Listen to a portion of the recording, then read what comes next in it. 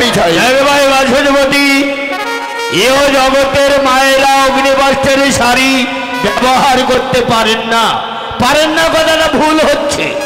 যিনি সতী নারী সে ব্যবহার করতে পারে অগ্নিপাতের শাড়ি।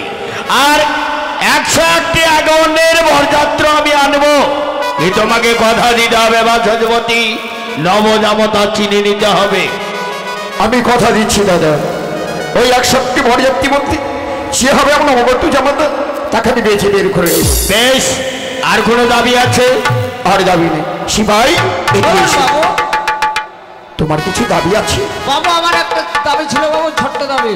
বলো বলো। দাদা, আমার শিবাইয়ের একটা দাবি রয়েছে। শিবাই মানে ছোট থেকে বড় করেছে তো, তা সত্য। শিবাই বলছে আমার একটা দাবি আছে বাবু। নে বাবা বলো। আমি শিবাইকে দাবি করবো। আচ্ছা আচ্ছা আচ্ছা। হ্যাঁ, আপনি চিন্তা করবেন না, আমি আছি। তা সত্য। নিয়া সদা করো হে বা, নিয়া সদা করো হে জাত ভাই না।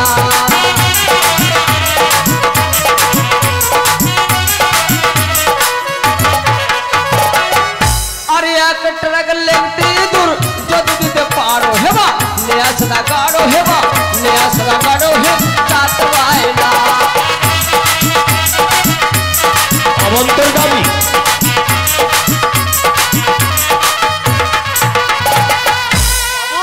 কি হলো রে? এই ছেলেটা মনে হয় আদিবাসী হলো। কেন? শিবাই ধরা দিতে পারবে না, কোথায় পাবে ইঁদুর? আদিবাসী না হলে ওই ছেলেটা ইঁদুর কেন চাইবে? ওটাই তো আমি ভাবছি শিবাই। পারবি দিতে? পারবো না মানে মাথা খারাপ। বলে দে। 1 ট্রাক নেবেন? হ্যাঁ, এক ট্রাক লাগবে। Narine Narine Narine Narine Narine Narine না। এই এক ট্রাকে বাবু যেতে যেতে দিব না। সদা করো রে মা, সদা করো রে বাচ্চু ভাই না।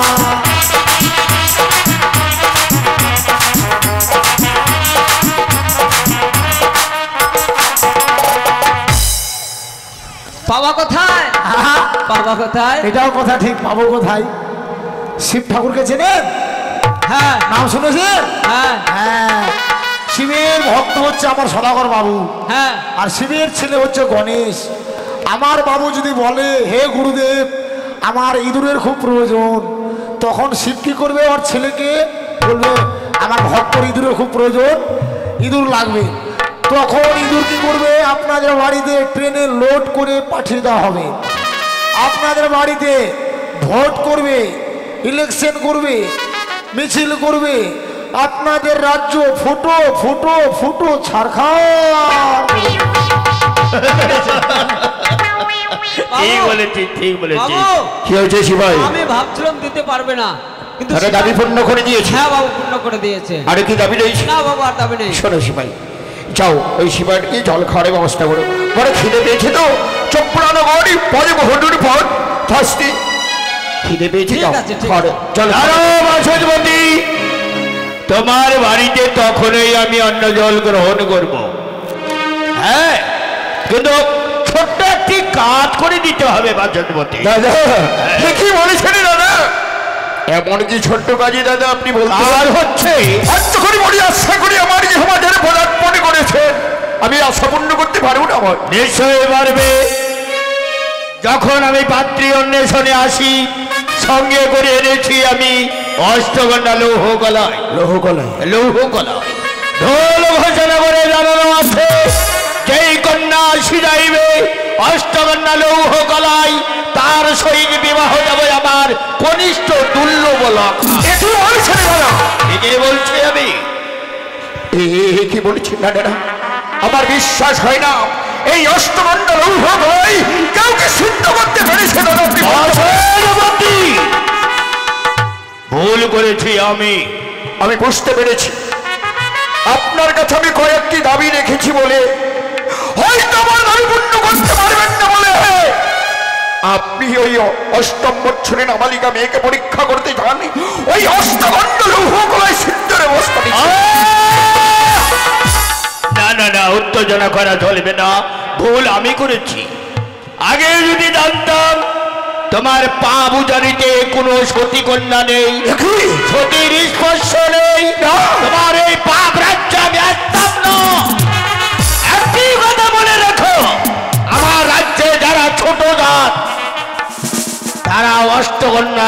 কলাই ডালের ন্যায় সিদ্ধ করতে পারে। তোমার উজানিতে কোনো সতী কন্যা নেই যে অষ্টকোণা লৌহ কলাই ডালের ন্যায় সিদ্ধ করে আর উঁচু মাথাটা উঁচুই রাখতে পারে। যে রাজ্যের আই সতীর বসতি সেই রাজ্য হচ্ছে কলঙ্কিত রাজ্য। এই কলঙ্কিত রাজ্য আমি আর পদার্পণ করব না।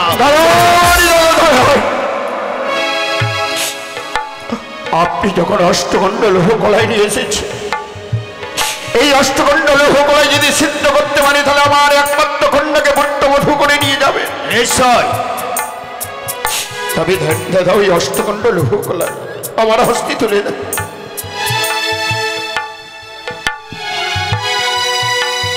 ভাস্বতী দাদা এর মধ্যে আছে অষ্টখণ্ড লৌহ কলাই, কিন্তু সিদ্ধ করার কতগুলো পদ্ধতি আছে, নিয়ম আছে।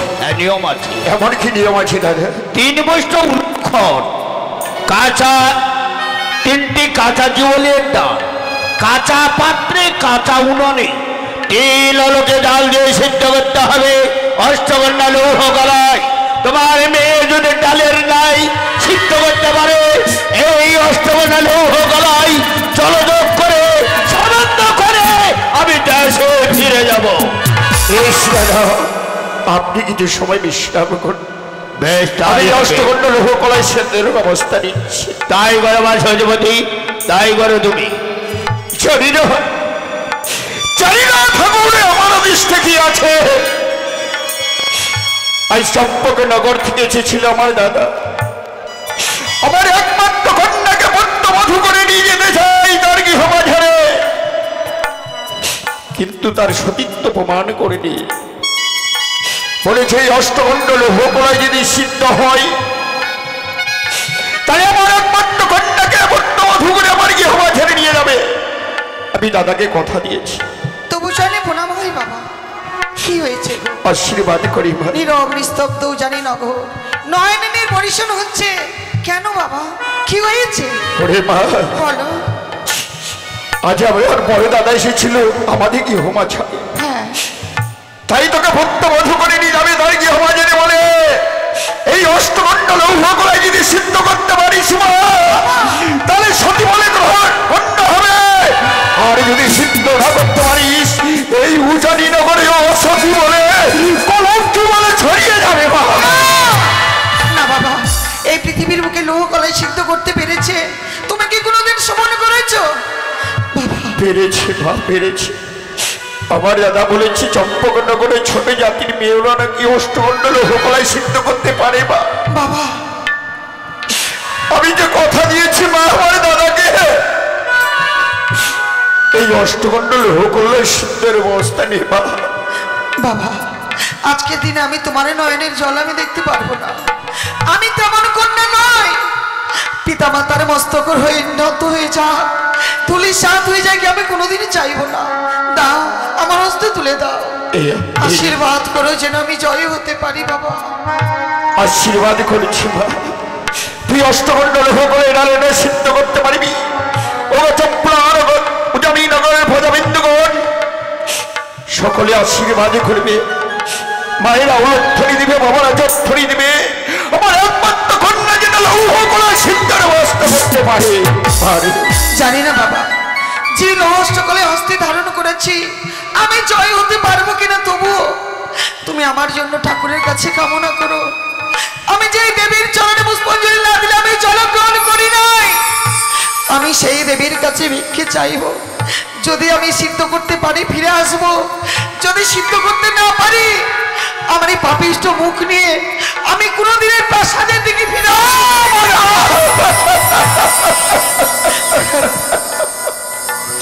এই কথা বলিস নে মা, আমি তোর পিতা, পিতা হয়ে আশীর্বাদ করেছি তুই অষ্টখণ্ড লৌহ কলাই ডালে সিদ্ধ করতে পারবি বা পারবি পারবি। বেশ বাবা, তাই যেন হয়, তুমি অপেক্ষা করো। বেশ মা। হায় রে ভাগ্য আমার, লৌহ কলাই যদি সিদ্ধ না করতে পারি আজকের দিনে পিতা আমার মান সম্মান হারিয়ে ফেলবে। আমায় বলেছে বেহুলা রে আমাদের মান সম্মান তোমার হস্তে রইল। ওগো মনসা মা, যদি সত্যি ভালোবেসে থাকো আজকে দিনে তুমি আমার তাকে সাড়া দিও মা। আমি যেন পিতা মাতার মস্তক উঁচু রাখতে পারি, আমি তাদের হস্তে যেন এই লোহগুলো আমি ডালের ন্যায় সিদ্ধ করে আমি তুলে দিতে পারি, এই তোমার কাছে কামনা দেবী। তোমার চরণে স্বর্ণপূর্ণা হলাম মা, তুমি সাড়া দিও মা, তুমি একটিবার সাড়া দিও।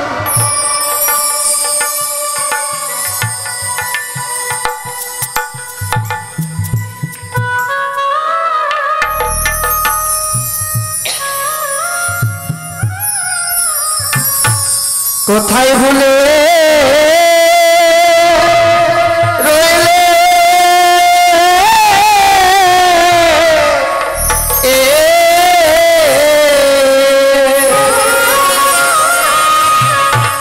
ওগো মানসা আমার মা।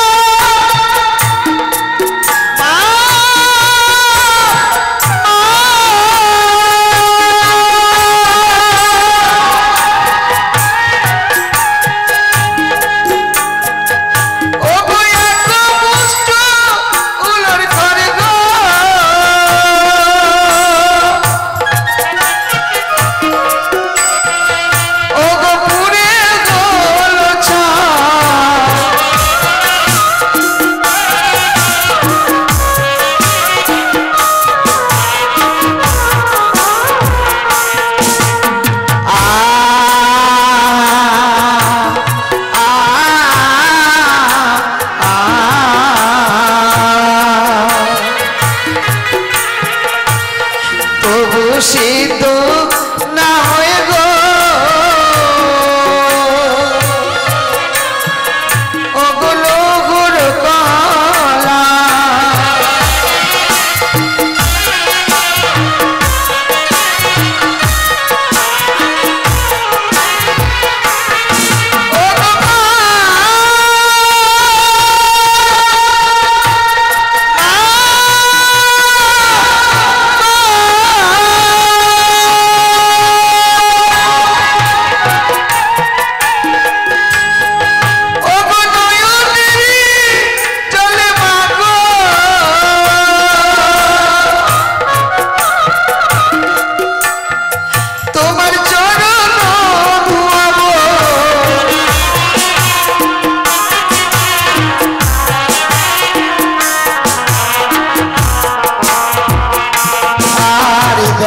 যদি না পাই মা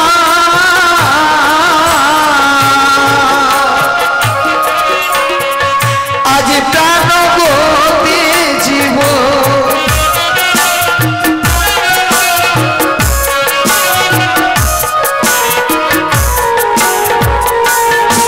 আমি ভুলিনি বেহুলা রে।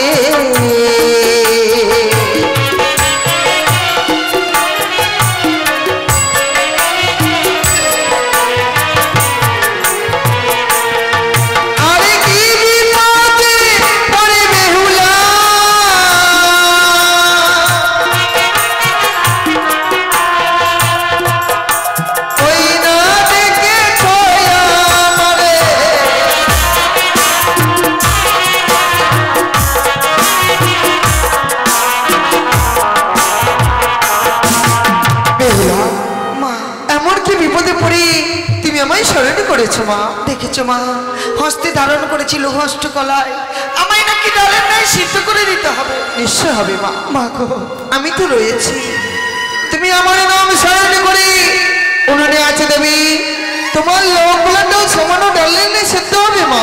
বেশ মা, তোমার কথাই যদি সত্য হয় আমি তোমার কথা মতো লোহ গলায় সিদ্ধ করবো।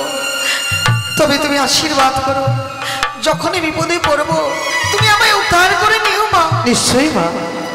প্রণাম ও গো মা প্রণাম চরণে প্রণাম গো মা মনসা মা গো প্রণাম গো মা মনসা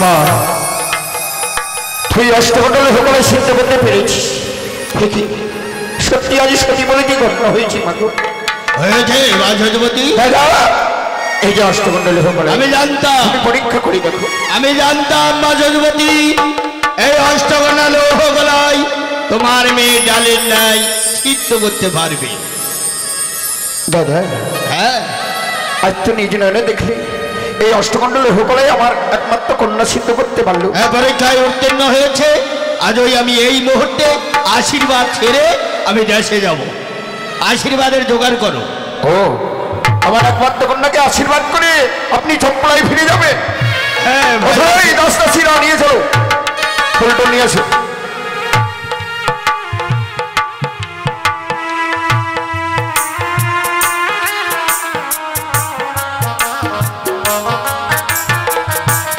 দাদা হ্যাঁ বলো আর যখন দেশে ফিরে যাবে আপনি বলেছিলেন অষ্টমণ্ডল সকলে যদি সিদ্ধ হয় তো বড়ই ভালো আর যদি সিদ্ধ না হয় 1 কিলো চাল গ্রহণই করবো না আর চল কেন মিষ্টি মুখ করে খেয়ে দে এই উজানি থেকে চম্পলায় ফিরে যাবে তাই হবে রাজপতি আমি আশীর্বাদই সেরে তারপরে জলযোগ করে সম্বন্ধ করে দেশে ফিরে যাব কেমন আরে দাদা নয় আজ থেকে আমরা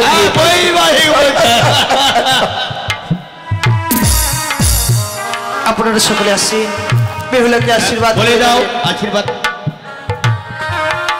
আপনারা সকলে আসবেন গো আজকের দিনে বেহুলা বিবাহ করবে বলি আপনারই বাবা মা আপনারই সবকিছু এসে আশীর্বাদ করে যাবেন বেহুলার জীবন যেন সুখীময় হয়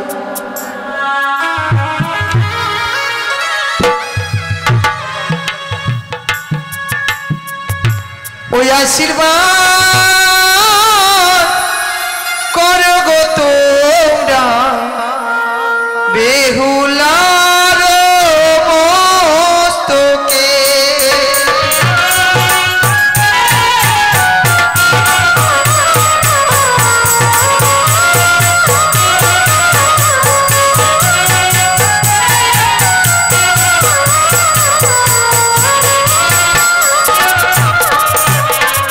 ওই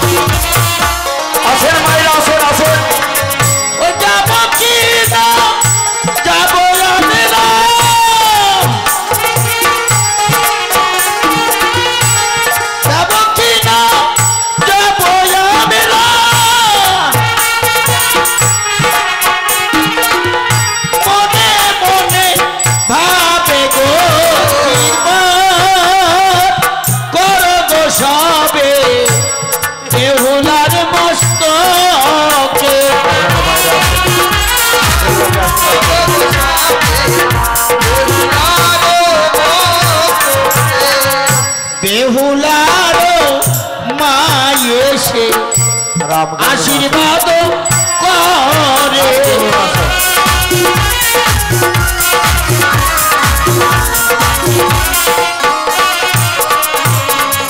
বেহুলার কাকিমা এসে আশীর্বাদ করে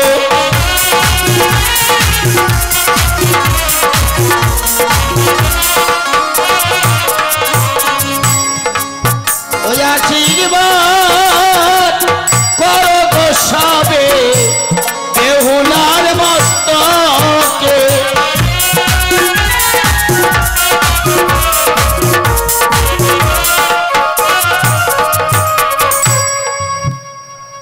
আসেন মায়েরা আসেন।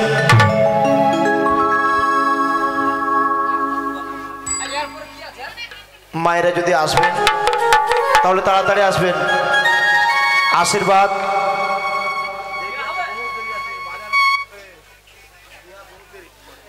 আপনারা আসবেন, এসে শুধু বেহুলাকে আশীর্বাদ করুন। আর যদি না আসবেন অসুবিধা নেই, কেননা আমরা চাই না যে জোর করে কেউ আসেন আশীর্বাদ করবার জন্য। ইচ্ছা থাকলে আসবেন, নইলে আসতে হবে না। সওদাগর মহাশয়, হ্যাঁ বলুন। আপনার কন্যার আশীর্বাদ হয়ে গেছে। আপনার এই উজানিনগরে কেউ নেই এই সতী বেহুলাকে আশীর্বাদ করতে আসবার মতো, তাই নিয়ে আসেন। আরে নেই বৈবাহিক মশাই, কই আসেন আসেন আসবেন আসেন।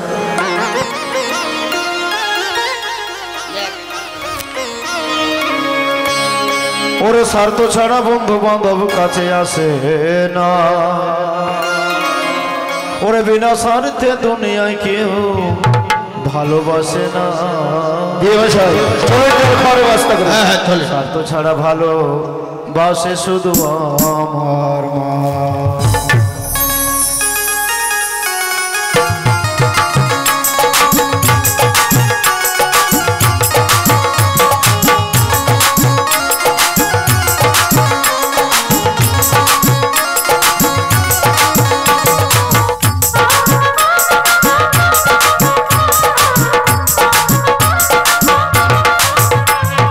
স্বার্থ ছাড়া বন্ধু বান্ধব কাছে আসে না, বিনা স্বার্থে দুনিয়ায় কেউ ভালোবাসে না।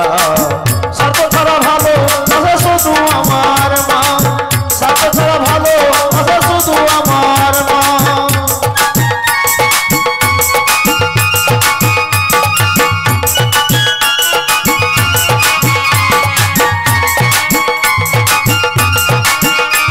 আসেন মায়েরা। হ্যালো হ্যালো রতন সংবাদ।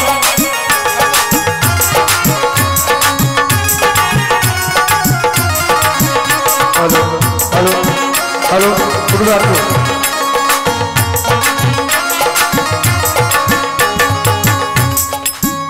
ওরে কাদায়ার ঘর গুটো দিয়ে আবার মাটির মূর্তি করে, লক্ষ টাকা মজুরি পাই মূর্তির কারিগরে, ভোলা মূর্তির কারিগরে।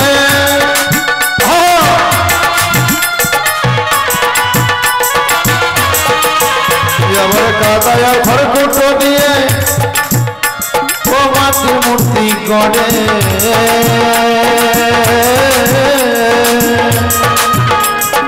লক্ষ টাকা মজুরি পাই মূর্তির কারিগরে, ভোলা মূর্তির কারিগরে। মায়ামার সুন্দর দেহ গড়ে দিয়া মূল্য চাইল না, মায়ামার সুন্দর দেহ গড়ে দিয়া মূল্য চাইল না।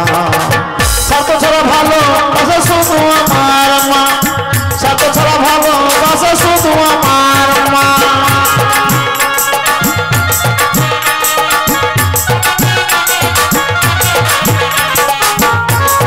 কাছে নিয়ে এসো।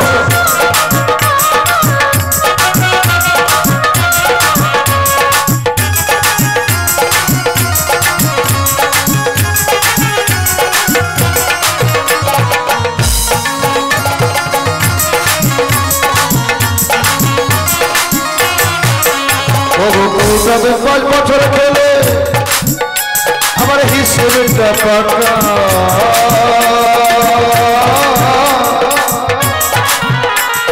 প্রত্যেক শিশুর পিছনে খরচ কয়েক লক্ষ টাকা ভগবান কয়েক লক্ষ টাকা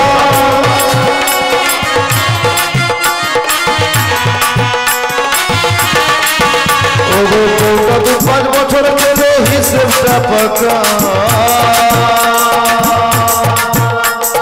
প্রত্যেক শিশুর পিছনে খরচ কয়েক লক্ষ টাকা ভগবান কয়েক লক্ষ টাকা মায় আমার বঙ্গ সুদা পান করে মূল্য পাইল না মায় আমার বঙ্গ সুদা পান করে মূল্য চাইল না স্বার্থ ছাড়া ভালো পাশে শুধু আমার মা স্বার্থ ছাড়া ভালো পাশে শুধু আমার মা